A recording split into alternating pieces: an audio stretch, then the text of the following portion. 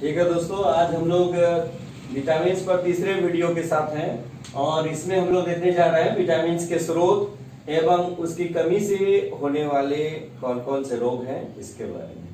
तो इसके पहले हम लोगों ने जो देखा उसमें सबसे ज्यादा परीक्षा में पूछा जाने वाला जो टॉपिक होता है कि रासायनिक नाम। इसलिए रासायनिक नाम के लिए हम आप लोगों को एक बेहतर कोड दिए हुए थे कि विटामिन बी कॉम्प्लेक्स ग्रुप का थाईरिबोपानीपिबोफोसाइनो। निश्चित रूप से इससे आप लोगों को 8 क्वेश्चन आराम से याद हो गया होगा। आप इसको थोड़ा सा और अच्छे से याद कर लीजिएगा। अब हम लोग देखते हैं क्या कि विटामिन के स्रोत और उसकी कमी से होने वाले रोग। जैसे विटामिन ए इसका नाम केमिकल आप लोगों को पता होगा कि रेटिनोल है। इसको हम लोग विटामिन ए को क्या बोलते हैं? रेटिनोल बोलते हैं। ठीक है। और इसका स्रोत क्या होता है? इसका स्रोत मुख्य रूप से गाजर, पालक, पनीर, दूध और सेब होता है। ठीक है। और इसकी कमी से जो होने वाला रोग होता है एक रतौंधी होता है और दूसरा जीरोप्थेल्मिया होता है। रतौंधी जिसको हम लोग नाइट ब्लाइंडनेस कहते हैं कि जिसमें अंधेरा में या रात में कम दिखाई देता है। ठीक है। और जीरोप्थेल्मिया उसमें भी क्या होता है कि आंखें ऐसा लगता है कि वो बाहर आ जाता है। इस तरह से ये जीरोप्थेल्मिया बीमारी होती है। ठीक है। और वहीं पर हम लोग देखते हैं कि विटामिन बी1 ये इसका जो मुख्य स्रोत होता है वो छिलका युक्त अनाज। प्रायः हम लोग क्या करते हैं कि जो भी चीज खाते हैं उसको छील के हटा देते हैं, लेकिन यदि आप छिलका युक्त अनाज खाते हैं तो निश्चित रूप से विटामिन बी1 आपको पर्याप्त मात्रा में मिल जाता है। साथ ही साथ फल, उसके बाद सोयाबीन, मांस, मछली, ये सभी के सभी विटामिन बी1 के स्रोत हैं।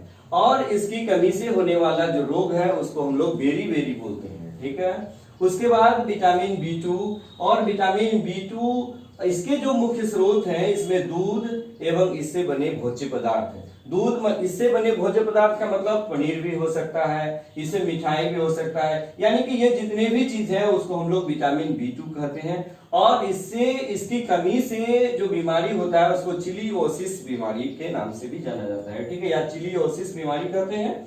उसके बाद हम लोग देखते हैं कि विटामिन बी3 इसका स्रोत क्या होता है? तो इसका स्रोत के बारे में कुछ भी, ये आप कोई भी चीज खाते हैं, खास करके पत्तेदार सब्जियां हैं या फिर दूध, इसमें यानी कि तरह तरह की चीजें हैं जो आप हमेशा डेली यूज करते हैं, वो लगातार आप खाते रहिएगा तो इसका स्रोत होता है। और इसकी कमी से यानी कि बहुत आदमी क्या होता है कि ये फल, हरी पत्तेदार सब्जियां ये नहीं खाता है, तो उससे क्या होता है इसकी कमी हो जाती है विटामिन बी3 की। और इसकी कमी से जो होने वाला रोग होता है वो पैरों में जलन होता है और मांसपेशियों में संकुंचन, यानी कि मांसपेशियां क्या होती है, खींचने लगता है। ठीक है। उसके बाद विटामिन बी5 में हम लोग क्या देखते हैं, और इसका भी स्रोत होता है आम, यानी कि जो लगातार हम लोग यूज करते हैं वही सभी चीजें। और इसकी कमी से जो बीमारी होती है वो पेलेगरा बीमारी होती है। ठीक है।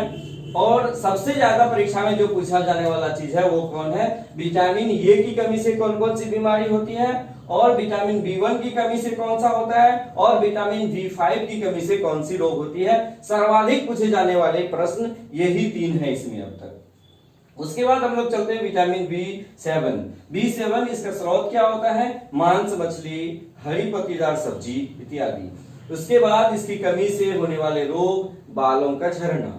ठीक है। उसके बाद विटामिन बी9 और इसकी कमी से पेचिश होती है। ठीक है। इसमें ये ज्यादा दिमाग लगाने की जरूरत नहीं है क्योंकि ये सर्वाधिक या ये पूछे जाने की जो संभावना होती है वो काफी कम होती है। ठीक है। उसके बाद हम लोग देखते हैं विटामिन बी12 से सर्वाधिक क्वेश्चन पूछा जाता है। कैसा क्वेश्चन पूछा जाता है कि कौन ऐसा विटामिन होता है जिसमें धातु यानी कि कोबाल्ट पाया जाता है, तो ये विटामिन बी12 सर्वाधिक पूछे जाने वाले प्रश्न ये हैं। ठीक है। उसके बाद इसकी कमी से कौन सा बीमारी होती है? एनीमिया, जिसको हम लोग रक्ताल्पता के नाम से भी जानते हैं। ठीक है। उसके बाद विटामिन सी ये प्रायः जितने भी खट्टे फल होते हैं उन खट्टे फलों में ये विटामिन सी पाया जाता है और इसकी कमी से स्कर्वी बीमारी होती है। ये तो था क्या विटामिन के स्रोत और इसकी कमी से होने वाले रोग। लेकिन इससे रिलेटेड कुछ महत्वपूर्ण बातें आपको जानना जो जरूरी है उसको जानिए कि जैसे देखिएगा कि इसमें एक और छूट गया है कि विटामिन डी जो होता है वो क्या होता है कि विटामिन डी की कमी से कौन सा बीमारी होती है, तो विटामिन डी की कमी से ऑस्टोमलेशिया और रिकेट्स, यानी कि बड़ों में जब ये विटामिन डी की कमी से बीमारी होगी उसको ऑस्टोमलेशिया कहते हैं और बच्चों में रिकेट्स होता है। ठीक है। और विटामिन डी के बारे में एक महत्वपूर्ण जानकारी आप जान लीजिए कि इसको हम लोग क्या कहते हैं, हार्मोन कहते हैं। सबसे महत्वपूर्ण सवाल, और ये बराबर पूछा जाता है सभी कंपटीशन एग्जाम में कि विटामिन डी कौन ऐसा हार्मोन है जिसको हम लोग क्या कहते हैं, हार्मोन कहते हैं। तो उसका सही जवाब होगा विटामिन डी। और विटामिन डी का स्रोत क्या है, सुबह सुबह जो धूप निकलता है उस धूप में आप रहिए, विटामिन डी आपको पर्याप्त मिल जाएगा। ठीक है। आज के वीडियो में बस इतना ही।